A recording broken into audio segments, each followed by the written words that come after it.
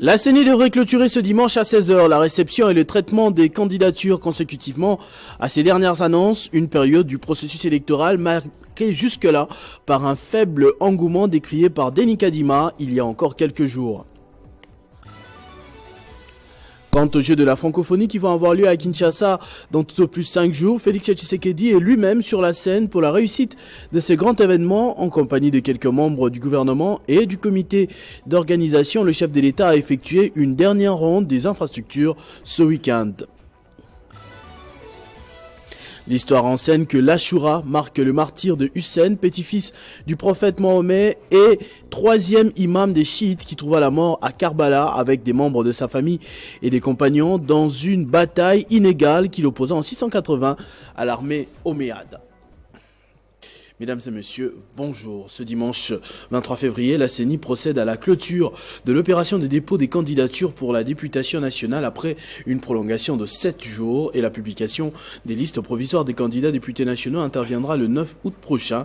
La CENI affirme que les dépôts et traitements de recours en contestation des listes des candidatures à la députation nationale va se faire du 10 au 26 août 2023.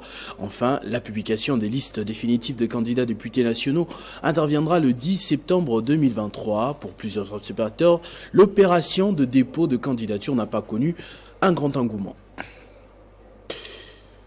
Le sénateur Célestin Vunabandi, lui, de son côté, est en train de se plaindre que la population de Rutshuru et de Masisi ait été écartée de cette opération. Il séjourne actuellement à Uvira et Fizi dans le cadre des activités de son parti ACN. C'est une visite d'une journée qui a permis de palper du doigt la situation d'action pour un Congo nouveau à Uvira, chef-lieu de la Fédération du Sud Kivu 2.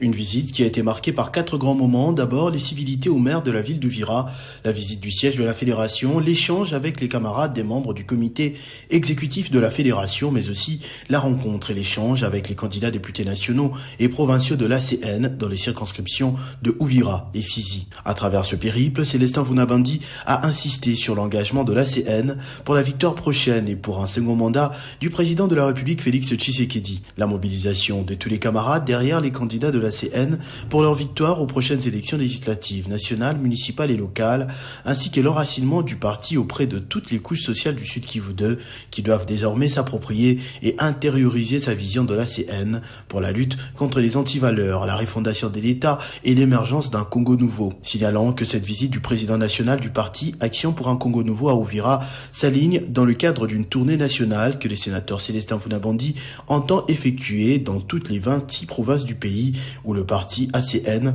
est installé et envisage présenter ses candidats aux élections législatives nationales, provinciales, municipales et locales. Lors du dernier conseil des ministres, le président de la République a attiré l'attention de l'équipe de Samalou Kondé sur la situation de quelques ONG internationales basées à Kinshasa. Félix Tshisekedi craint que certains aient enregistré dans leur rang des agents avec des passifs militaires ou paramilitaires, ce qui pourrait se révéler dangereux pour le territoire national. Un contrôle imminent est annoncé pour les prochains jours. Du contrôle des ONG internationales en République démocratique du Congo. Le président de la République a été saisi par plusieurs rapports qui renseignent une dérive sécuritaire dans les chefs de certaines institutions humanitaires opérant en République démocratique du Congo. Face à cette situation, il est tout indiqué que soit effectué un contrôle sur les organisations non gouvernementales exerçant leur objet social sur les territoires nationaux en vue d'en attester la conformité de l'ensemble de leurs activités aux lois et aux règlements en vigueur dans notre pays. Ces contrôles devraient porter notamment sur la cohérence entre les rapports annuels relatifs aux 5 derniers exercices d'activité des dites ONG dans notre pays, accompagnés d'une synthèse soulignant l'évolution et les différences des performances d'une année à l'autre, ainsi que les localisations exactes de leurs activités sur chacune des périodes sous examen. En effet, il y a matière à relever qu'il est inadmissible qu'il existe de connexions anormales, soit dans les sources de financement, soit dans la supervision de certaines ONG par du personnel expatrié ayant un passé militaire ou paramilitaire qui donne matière à suspicion légitime quant au risque réel que certaines ONG sous couvert d'activités humanitaires s'adonnent ou contribuent à des actions de subversion sur les territoires nationaux.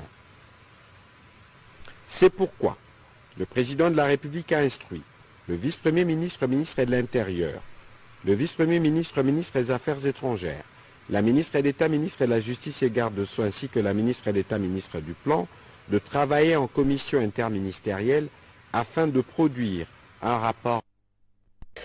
Kinshasa est plus que jamais prête pour accueillir les Jeux de la francophonie. C'est en tout cas le message à peine voilé que Félix Tshisekedi a passé ce week-end en effectuant lui-même la ronde des différents sites où les Jeux vont se dérouler dans 5 jours, accompagné du chef du gouvernement, de quelques membres de son équipe ainsi que ceux du comité d'organisation des Jeux. Le président de la République, tout sourire, a semblé satisfait du travail abattu dans un temps record malgré les critiques parfois négatives et la méfiance de certains participants à ces Jeux. Le chef de l'État, visiblement de très bonne humeur, s'est même permis un panier réussi comme autrefois dans l'est du pays. Société d'automobile installée depuis quelques mois en République démocratique du Congo en marge du lancement officiel de ses activités, Kin Motors RDC apporte son soutien à la fondation Félix Antoine Tshisekedi Fofat dans le souci d'offrir aux Kinois un environnement sain. Ainsi, le vendredi 21 juillet, la société a procédé à la remise d'un lot important de matériel d'assainissement dans le cadre du projet Tobiza, Tobongisa Bizaleli, lancé depuis le 14 juillet dernier. C'était à l'espace Atlantis à Kinshasa, en présence des responsables de Kin Motors et de la Fofat. C'est la vice-présidente de la Fofat, Safi Kitenge, qui a réceptionné ce matériel. Il faut signaler que la campagne Tobiza, entendez par là Tobongisa Bizaleli, connaît cet engouement grâce à l'apport considérable de celui que l'on qualifie de premier volontaire de la République, Anthony Mwamba, directeur des ressources humaines de Kin Motors RDC SA. Ce dernier a invité d'autres entreprises sœurs d'emboîter les pas en vue de favoriser l'implication de la population aux questions du développement local de la République démocratique du Congo. Message relayé par Alain Makuta, directeur marketing. Kin Motors invite d'autres sociétés sœurs, n'est-ce pas, d'emboîter le pas, d'appuyer toutes les initiatives de la société, les ONG, les mouvements d'encadrement moral et spirituel de la population, et que nous avons fait un pas. La cérémonie s'est clôturée avec les différentes souscriptions d'achat des véhicules de la marque Kin avec plusieurs modèles, à l'instar de Léo, Lipanda et Vivi. Les entreprises venues à l'occasion ont souscrit et tant d'autres. Il faut signaler que bien avant Kin Motors, pour annoncer ses couleurs en vue de son lancement officiel qui va intervenir dans les très prochains jours, a organisé un carnaval motorisé dans la ville de Kinshasa. Carnaval parti de la place commerciale à Limete. Le Fonds spécial pour la promotion, l'entrepreneuriat et l'emploi des jeunes qui est dans la construction du capital humain poursuit ses séries de masterclass Talking Job. Les jeunes et étudiants de l'UNIKIN ont été sensibilisés sur leur employabilité, question de leur permettre de franchir un palier dans la maîtrise du processus et stratégie d'obtention de l'emploi. La salle est pleine, elle refoule du monde. Les étudiants de l'université de Kinshasa ont répondu massivement présents à ces masterclass Talking Job Act 2 consacrés à l'employabilité des jeunes, échec et réussite. 3 intervenants de taille, dont le directeur général adjoint du FSPEJ, Roderick Victor Nyangi, également Gisèle Bondo, directrice de la banque UBA RDC, et Deo Kassongo, expert en communication des crises et conseiller en marketing digital. Et c'est en présence du recteur de cet alma mater, Jean-Marie Kayembe Tumba, accompagné de son assistant principal. L'objectif est de préparer les jeunes à réussir leur carrière professionnelle, d'augmenter leur employabilité et de soutenir leur accès à l'emploi par l'approche des sensibilisations et conscientisation, précise le directeur général du FSPEJ, Joseph Mbouimou Kendi, face aux multiples questions des jeunes. Après l'UNIKIN, nous allons travailler en collaboration avec d'autres universités. Bientôt, chaque week-end, nous serons en collaboration avec d'autres universités pour voir comment leur faire bénéficier de ce programme. Travailler avec les jeunes autour de la transformation du capital humain et de ce qu'ils ont déjà reçu au niveau des universités. Après quoi, nous verrons avec eux comment est-ce que nous allons évoluer, parce que le but ici, c'est que nous puissions améliorer l'employabilité des jeunes. Au nom des étudiants, la coordonnatrice dit tirer des orientations et conseils pertinents. qu'à l'issue de cette masterclass, nous avons reçu les outils nécessaires qui vont augmenter notre compétitivité dans le secteur de l'emploi. Et nous espérons que ce genre d'activité, en tout cas, nous en aurons plusieurs avec le fonds spécial. À noter que Talking Job Tour est un programme du FSPEJ qui aborde les questions liées à l'emploi des jeunes à travers des tribunes de réflexion, des séries de masterclass ainsi que des initiatives d'insertion et de valorisation des métiers. Parmi les premières mesures prises par le nouveau commandant de la police de Kinshasa, l'on compte entre autres la suspension des activités sur terrain de l'unité dénommée Bureau 2, après plusieurs abus constatés, mais aussi l'interdiction formelle aux agents de la circulation routière d'arrêter les conducteurs, sauf en cas d'accident. C'est la toute première réunion du général Blaise Boula Kilimbalimba, commissaire provincial de la ville de Kinshasa. Devant lui, le commandant des grandes unités venus recueillir les instructions de la sécurité. Mais nous avons senti comment la police a perdu de vitesse. Le nouveau commandant de la ville commence par la circulation routière. Il interdit formellement toute arrestation des automobiles jusqu'à nouvel ordre. Les agents PCR n'auront pour rôle que de faciliter la libre circulation dans la ville et encadrement des usagers de la route. La police a son commandant et là même son commandant suprême. Et quand les services qui doivent encadrer le commandant suprême trouvent des doutes et mettent des doutes, voyez-vous que nous aurons la tâche facile, nous, la police. Le général appelle ces hommes à être conséquents dans leur comportement, car la rigueur de la loi sera sans pitié à l'endroit de ceux qui ternissent l'image de la police. Je dis bien que nous avons été humiliés. Ça le fait. Blaise Boula Kilimbalimba se dit ne pas venir apprendre le travail de la police aux agents, mais plutôt travailler avec ceux qui connaissent la mission de la police et qui se conforment à la loi. L'arrestation de Salomon Kalonda, de Mike Mukebai et l'assassinat des chérubins Okende n'ont pas laissé indifférentes les femmes éprises de justice. Elles ont pris d'assaut les bureaux de la MONUSCO ainsi que l'ambassade des États-Unis pour réclamer que justice soit faite. Ces femmes réclament justice.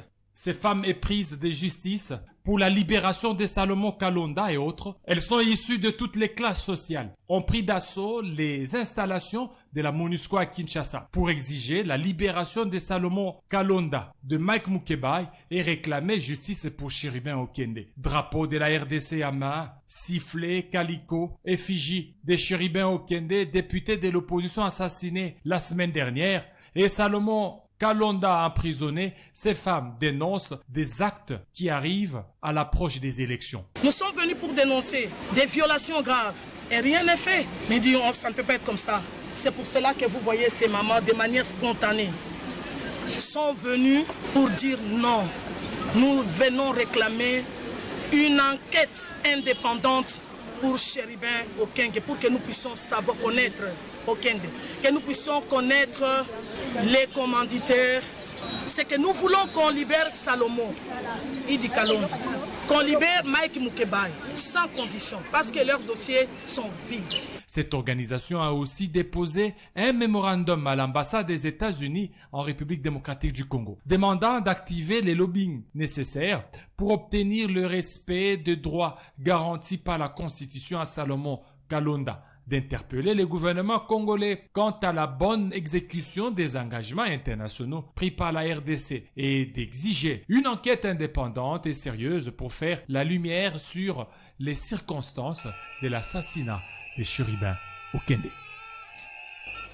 Le Conseil supérieur chiite dans le monde entier commémore depuis la nuit du mercredi 19 juillet la tragédie de Karbala dans laquelle l'imam Hussein, fils d'Ali, le prophète, est tombé martyr au milieu de ses fidèles compagnons, un événement religieux en islam qui est célébré pendant 10 jours, soit du 19 juillet au 29 juillet.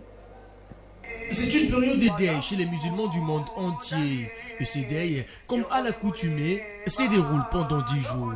À Kinshasa, la nuit du samedi 22 juin, des centaines de musulmans ont convergé vers la salle ex-ABC dans la commune de La Gombe pour commémorer ce deuil. Lors de cette nuit, Cheikh Ibrahim Montou a mis une emphase sur la philosophie de la révolution de l'imam Al-Hussein. Juste après lui, Cheikh Ismaël Waladja a mis en exergue la grandeur de l'épreuve des braves martyrs de Karbala. Pendant cette cérémonie, les fidèles portent les noirs du deuil, se frappant la poitrine, scandant des prières et des poèmes à la gloire de l'imam Hussein, qu'ils voient comme l'incarnation d'un homme se dressant contre l'injustice. Bismillahirrahmanirrahim. Aujourd'hui, nous sommes la 5e nuit de la tragédie durant laquelle l'imam Hussein, qui est le 3e imam des chiites, a été assassiné à Karbala. Ces gens ont commis une erreur gravissime. Ils ont cru qu'en tuant l'imam, en assassinant l'imam, son nom va être rayé dans l'histoire. Mais aujourd'hui, c'est le contraire, puisque dans le monde entier, aujourd'hui où je vous parle, les chiites, ils commémorent cette tragédie. Et ici au Congo, dans toute l'étendue de la République, nos membres sont en train de célébrer cette tragédie. Notons que chaque année, cette cérémonie Ashura est commémorée dans le monde entier et sur toute l'étendue de la RDC par les musulmans chiites. Ce journal est terminé, je vous en rappelle tout de suite les principaux titres. La CENI devrait clôturer ce dimanche à 16h la réception et le traitement des candidatures consécutivement à ces dernières annonces, une période du processus électoral marquée jusque-là par un faible engouement décrié par Denis Kadima il y a encore quelques jours. Quant aux Jeux de la francophonie qui vont avoir lieu à Kinshasa dans tout au plus 5 jours, Félix Tshisekedi est lui-même sur la scène pour la réussite de ce grand événement. En compagnie de quelques membres du gouvernement et du comité d'organisation, le chef de l'État a effectué une dernière ronde des infrastructures ce week-end. L'histoire enseigne que l'Ashura marque le martyre de Hussein, petit-fils du prophète et 3e imam des chiites qui trouva la mort à Karbala avec des membres de sa famille et des compagnons dans une bataille inégale qui l'opposa en 680 à l'armée omeyyade. À tous et à toutes, merci de votre attention soutenue. Restez fidèles au programme de votre chaîne Télé 50, vivez heureux, vivez 100 ans mesdames et messieurs.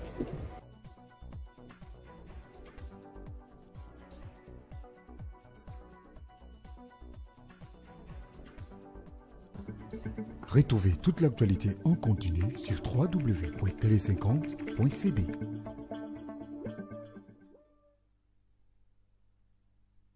La famille Ouania et la communauté La Louange ont la profonde douleur de vous annoncer les décès de leurs filles, sœurs, cousines, mères, tantes et servantes de l'Éternel, Ouania Tokote Bibiche, mort survenue le jeudi 20 juillet 2023 des suites d'une crise.